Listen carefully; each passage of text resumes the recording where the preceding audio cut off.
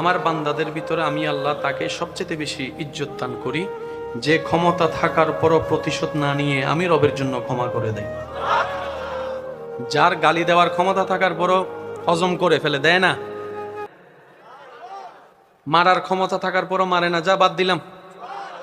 তুই আমার কাছে অপরাধ করেছিস একটা, আমার কাছে তোর অপরাধ একটা, আমি একটার জন্য যে রাগ দেখাচ্ছি, আমার হাজার অপরাধ তো আমার আল্লাহর কাছে জমা আছে, জানা আছে।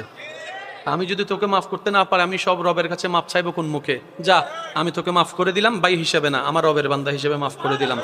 রব বলে যে মাফ করা তো আমার শান, তুই কেন মাফ করলি? তখন বান্দা বলে যে আল্লাহ, আমি শুনেছি তুমি মাফকারীকে ভালোবাসো, ক্ষমা করলে ভালোবাসো, তোমার ভালোবাসা পাওয়ার জন্য, তোমার প্রিয় হওয়ার জন্য আমি মাফ করে দিলাম। রব বলে যা, তুই তারে মাফ করেছিস, আমি তোরে মাফ করলাম।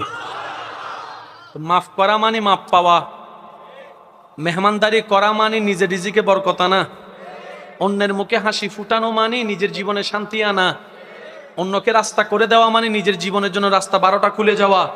সেজন্য রবের জন্য যা করে, মান জাআ বিল হাসানাতি ফালাহু আশরু আমসালিহা, সর্বনিম্ন 10 গুণ বেশি পাওয়া হয়। আর রব্বুল আলামিন কখনো ওয়াদা ভঙ্গ করে।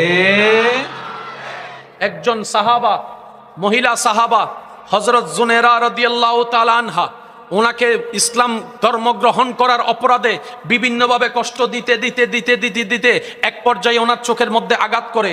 সেই আঘাতে হযরত জুনেরা রাদিয়াল্লাহু তাআলা আনহার চোখের আলো চলে যায়। এই খবর যখন ছড়ায়, আবু জেহেল এসে ওনাকে তানা মেরে বলে, এ জুনেরা, দেখেছস তুই আমাদের দেবদেবতা ছেড়ে দেওয়ার কারণে ওই দেবদেবতা তোর উপর নারাজ হয়েছে বলে তোর চোখের আলো চলে গিয়েছে, যার যেরকম বুঝ যা তার সেরকম কথা, এটাই তো বাস্তবতা। বলে যে এই দেবতা ছেড়ে দেওয়ার কারণে অভিশাপ লেগেছে, তোর চোখের আলো চলে গিয়েছে, এখন যদি তুই দেবতার দলে চলে আসিস তোর চোখের আলো চলে আসবে। হযরত জুনেরা রাদিয়াল্লাহু তাআলা বলে, আমি জীবনও আসবো না, প্রাণ গেলেও আসবো না, কারণ অনেক কষ্ট করে এই রাস্তার সন্ধান পেয়েছি, এই রাস্তার সন্ধান পেয়েছি।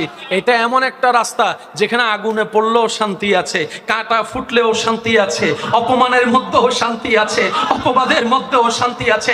আমি কি শান্তি পাচ্ছি সেটা তো আমি তোমাদেরকে বুঝাতে পারবো না, তোমরা তো দেখতেও পারবে না, কিন্তু তুমি দাবি করছো আমি আল্লাহকে মানার কারণে আমার চোখের জ্যোতি জ্বলে গিয়েছে। আর আমার আল্লাহ চাইলে বিনাইকে যার আলো নাই তাকেও আলো দিতে পারে।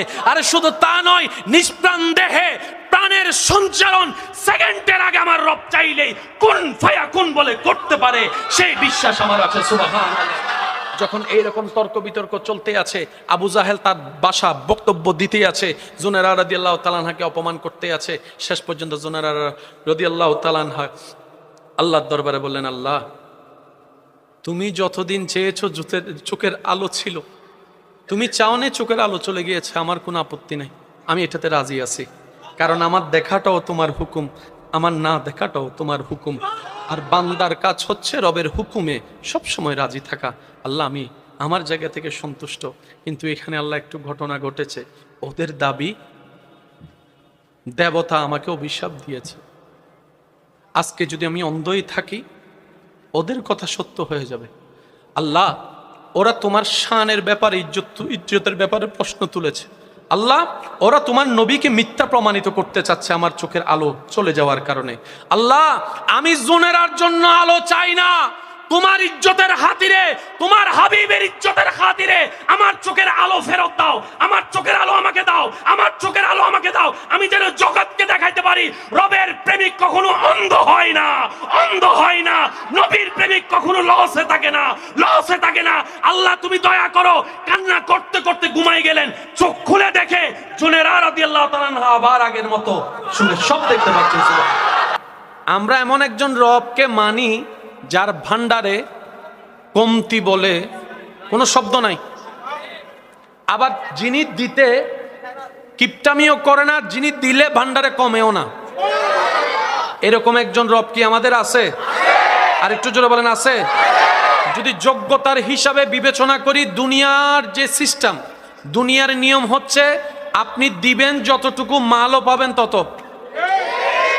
একটু জোরে বলি, আপনি যদি 5,000 টাকা দেন, আপনি কখনো স্বর্ণ আশা করতে পারবেন না, কিন্তু আপনি 5,000 টাকা দিলে সিটি গোল্ড পাবেন, যেটা স্বর্ণের মতো দেখতে হবে কিন্তু স্বর্ণ হবে না। দুনিয়ার নিয়ম হচ্ছে দিবেন তো পাবেন, পরিশ্রম দিবেন বেতন পাবেন, টাকা দিবেন বাজার পাবেন, টাকা দিবেন গাড়ি পাবেন।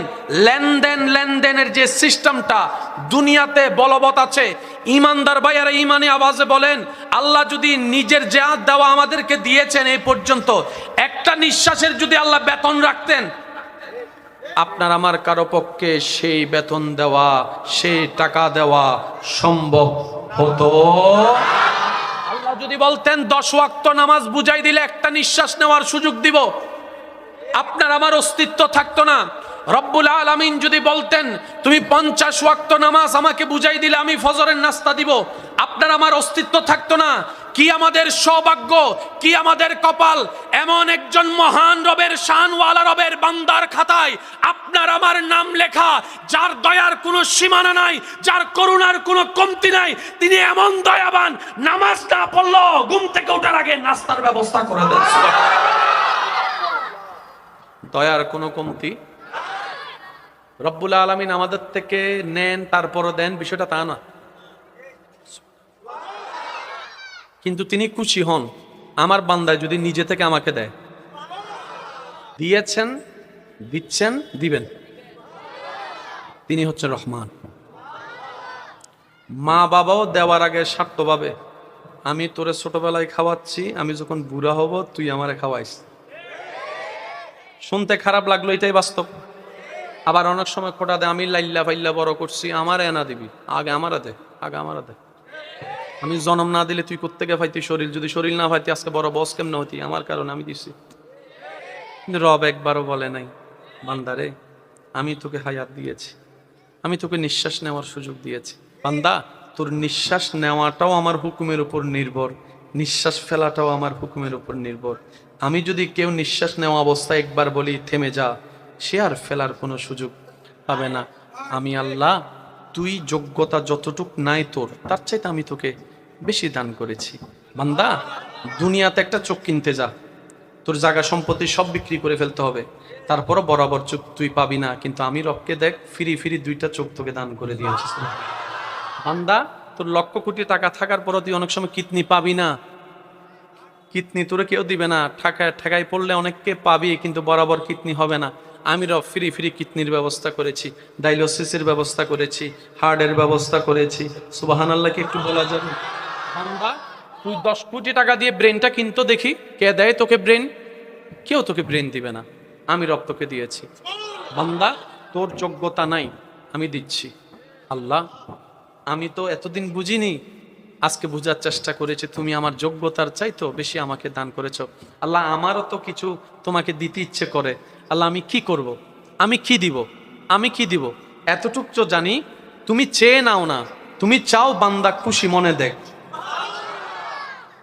আল্লাহ কি বলেছেন যে ফজরের নামাজটা পড়লেই বাদ দিব? বলেন না। রব বলে যে নামাজ পড়লেও দিব, না পড়লেও দিব।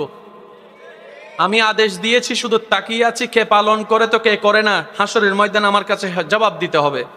রব বলে যে বান্দা, আমি তোর কাছে চাইবো না, চাইলে ফরজ হয়ে যাবে।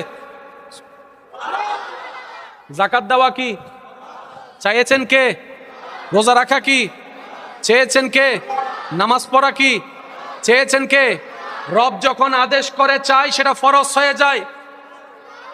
রব বলে যে আমি আদেশ দিব না, কারণ তোর জন্য এটা ফরজ হয়ে যাবে, তখন হাসরের ময়দানে এটার হিসাব নেওয়া হবে, ওই দিন পার পাবি না। আমি রব চাই আমার বান্দা, আমি যেরকম বিনা কারণে খুশি হয়ে দিয়েছি, তুই আমার জন্য খুশি করে কর, খুশি করে কর, মন থেকে কর। বান্দা, বেশি না, অল্প করে কর, মন থেকে কর। বান্দা বলে যে আল্লাহ, তুমি আমাকে না চাইতে এত কিছু দিয়েছ, আমারও তো কিছু দিতে ইচ্ছে করে, আমারও তো কিছু করতে ইচ্ছে করে। রব বলে যে তাইলে একটা কাজ কর, শুকরিয়া কর। আর একটু জোরে, এবার একটু দুনিয়াবি সিস্টেমটা একটু আমরা বোঝার চেষ্টা করব। দিয়েছেন, পেয়েছেন, লেনদেন। বলে না লেনদেন? দিয়েছেন, পেয়েছেন, লেনদেন। বেশি থেকে বেশি আসসালামু আলাইকুম, ওয়ালাইকুম সালাম, ভাই দেখা হবে, ফিয়ামানিল্লাহ, শেষ। রব আপনাকে খাবার দিয়েছেন, যদি এখানে লেনদেন শব্দটা মানায় না, বোঝার জন্য বলছি। আপনি শুকরিয়া দিয়েছেন,